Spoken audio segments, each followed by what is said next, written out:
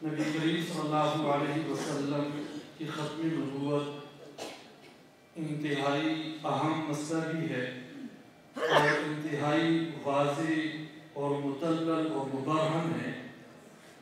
قرآن کریم کی متعدد آیات مبارکہ اور متواتر احادیث میں آپ صلی اللہ علیہ وسلم کی ختم نبوت کو بیان کیا گیا ہے۔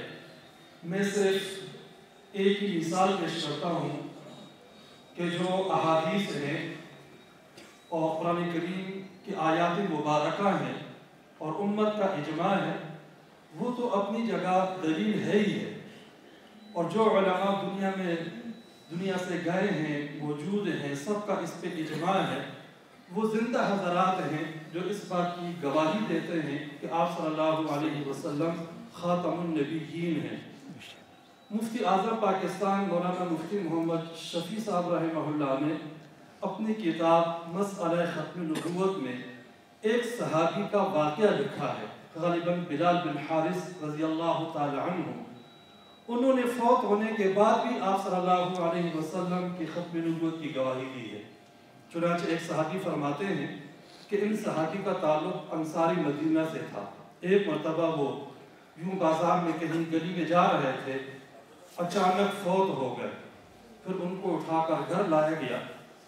عصر اور مغرب کے درمیان کا وقت تھا، لاش رکھی ہوئی ہے اور ارد گرد بہت سارے لوگ جمع ہیں، خواتین جمع ہیں، جیسے میت کے ہاں بہت سارے لوگ جمع ہو جاتے ہیں۔ اسی میت سے آواز آنا شروع ہوئی۔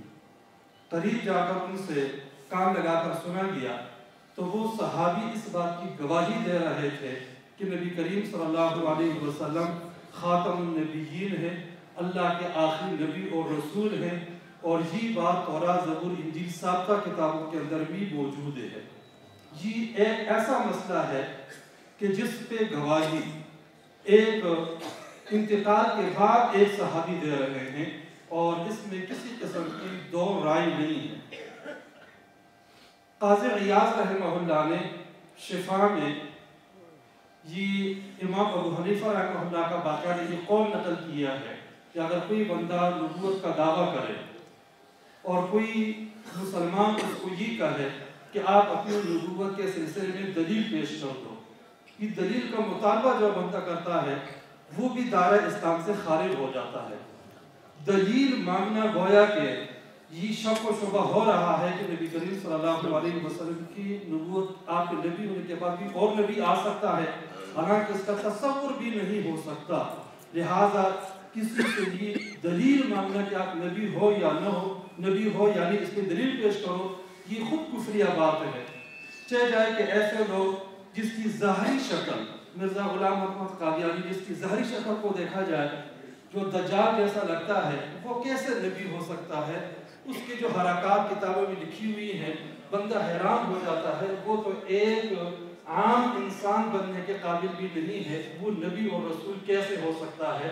اللہ تبارک و تعالی ہم سب کو ختم نبوت کے مسئلے پہ یقین اور اس کے لیے عمل اور اس کے لیے کوششیں کرنے کی توفیق نصیب فرمائے۔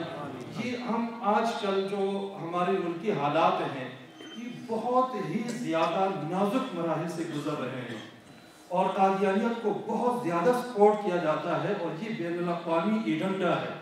آپ حضرات نے سنا ہوگا یہ چند دن پہلے ایک فلم کے بارے میں، زندگی تماشا، ایک فلم جو ہے وہ ابھی ریلیز نہیں ہوئی، 24 کو ریلیز ہونی تھی، اسلامی نظریاتی کونسل تک اس کا مقدمہ گیا ہوا ہے۔